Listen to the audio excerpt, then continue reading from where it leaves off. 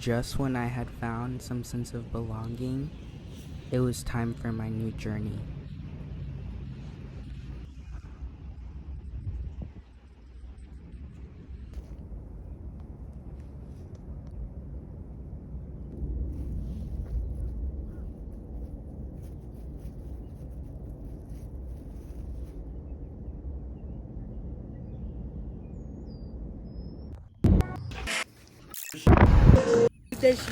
And just I want everyone to Can you Tell us. I'm going to tell you about the stair molester. I was bitches out hate me a lot.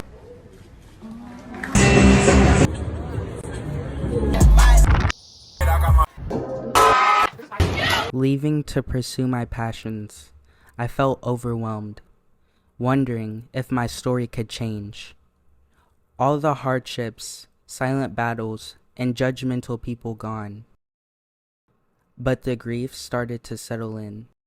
A bittersweet goodbye to my comfort zone and everything I loved and had known so far, fading into the distance. Sitting on the plane, I hoped and wondered if I can be accepted for me and to be able to call Brooklyn my new home.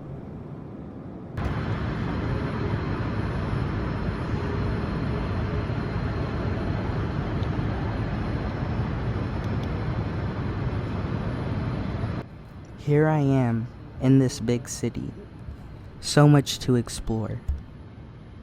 With such a sudden change, I felt thrown into a fire.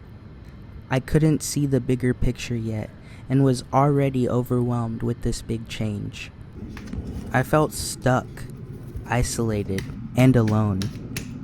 The only thing I could do was to keep holding on to my dream.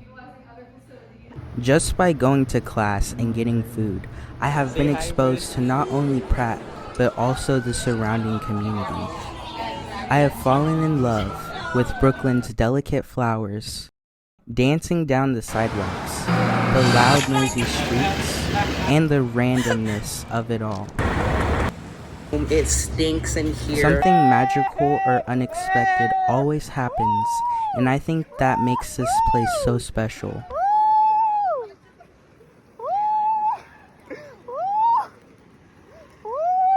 This is so cool. Even going to the grocery store can be a challenge.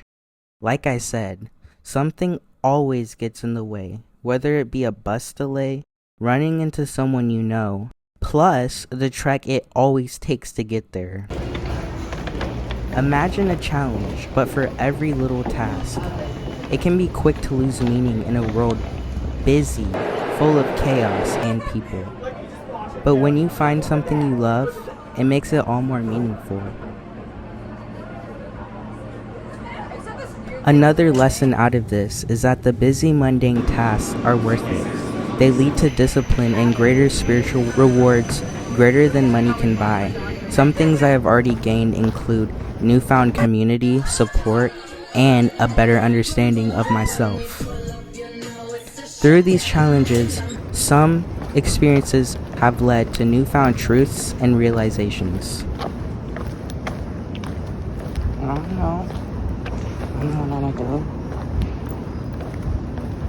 The first realization is that I am in a place where I can do and be anything I want without being judged. Unless you go to the touristy spots. I'ma just say that, child. This is the first time ever in my life where I'm not being put in a box. The only one in my way now is me.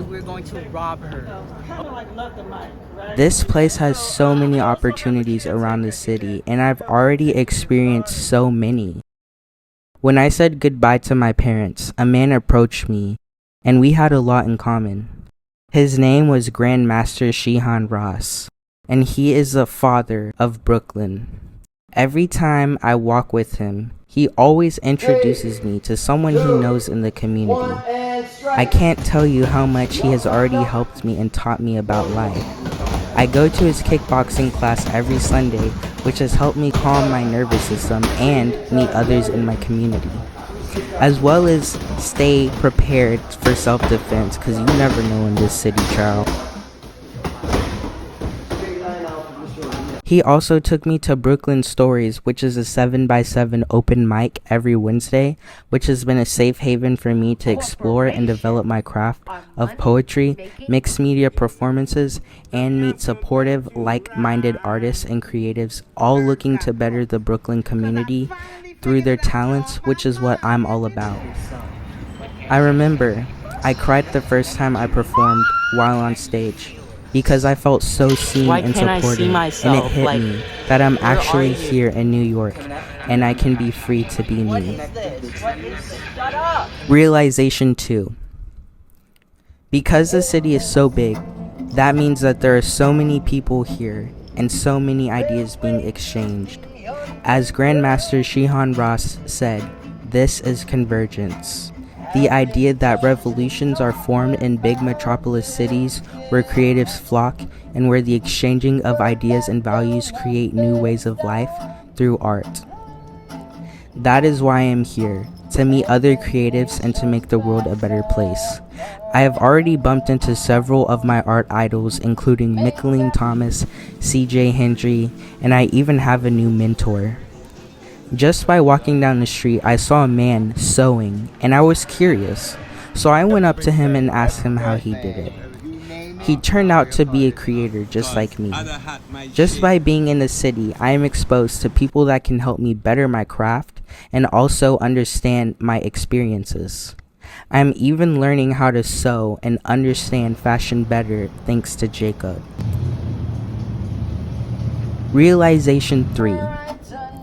Because of my many experiences and my multi-ethnicities, I have been able to weave through, see, experience, understand, and respect many different ways of life.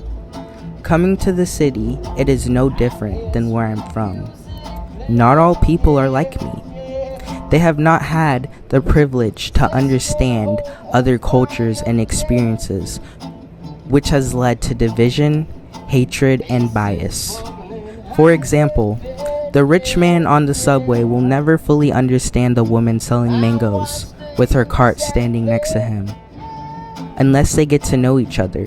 People of different races and classes interact all the time on the subways, but there is still apparent classism, bias, and segregation keeping us apart. This does not have to be the case, and it is not the case everywhere. Let me switch the topic, child. But even at Pratt, this area is heavily gentrified, and every decade new groups of people have emerged.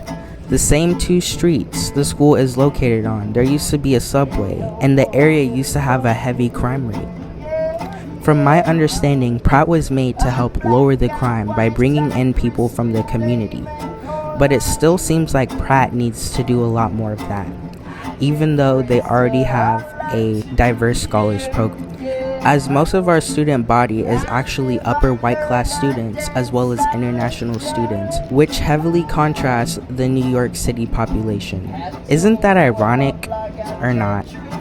When I step off of the campus, there is a big difference between the two communities, even though they are right next to each other. When asking the locals what they think of the school, they say most of the students come here for school from home and disregard Brooklyn and the community around it. I was shocked by this. I truly am. I think if there was more empathy and understanding between different cultures and groups of people, as well as an end to this monetary system, people would empathize more with each other. Not just on campus, but off as well. This goes for everybody. This leads me to ask the question, why do certain groups of people act the way they do? Do they do it on purpose or subconsciously? Is it out of fear or righteousness? Do their actions stem from societal pressures, stem from values, stem from narratives, stem from beliefs and conditions? If they were exposed to the truth of their indoctrination, would they see others with more compassion? Through this realization, it has taught me to be more intentional with the communities and relationships I build, when in environments where I am regarded as the minority. I have no clue what is to come, but I do believe that I am growing where I am, and I'm supposed to be here. I also feel free and that I am learning to thrive. This is my new home, a place I felt pushed to, but a place where I'm meant to be. I'm still processing these bittersweet feelings of leaving home, but I am also experiencing new feelings of freedom, safety, and love through unity and finding my community. What is beautiful about Brooklyn and New York is that so many people and cultures live and visit here. Even though we all live different lives, I believe this is a place of all places to be unified as humans. My name is Jojo Buckman, and thank you for coming to my TED Talk. And the guy was like, he was an old guy and he was like so puzzled about it. He couldn't understand why my husband is gonna open my door and then he goes around. And like, fuck, that's so funny.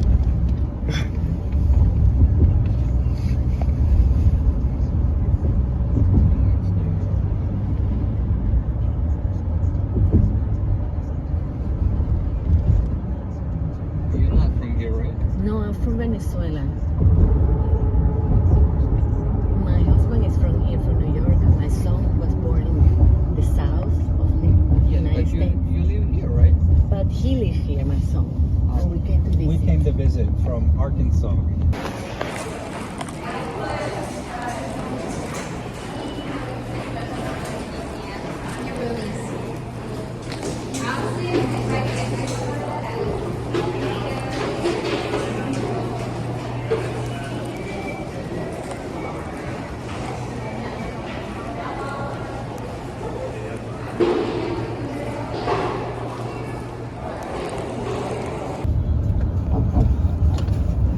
You see a bird too? Can you go by?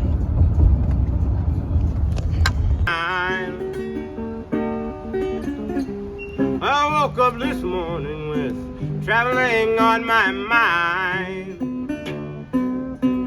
Had a feel down in my pocket, but I didn't have one lousy dime.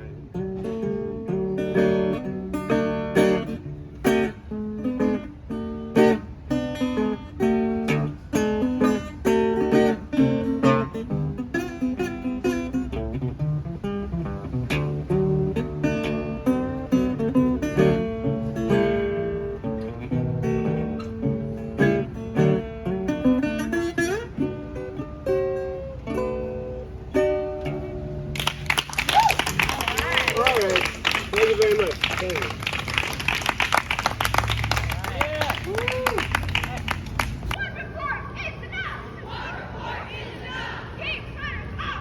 Oh my god.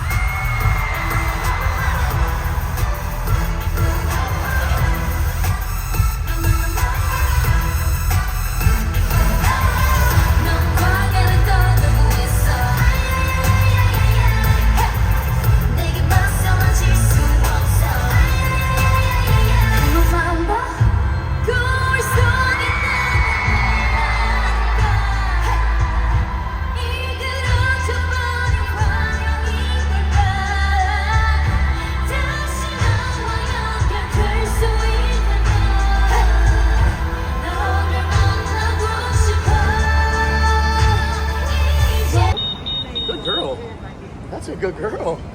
Is that I it? think that might have been one of her first times. She actually just jumped right on up. I want to hear more noises. I love those noises.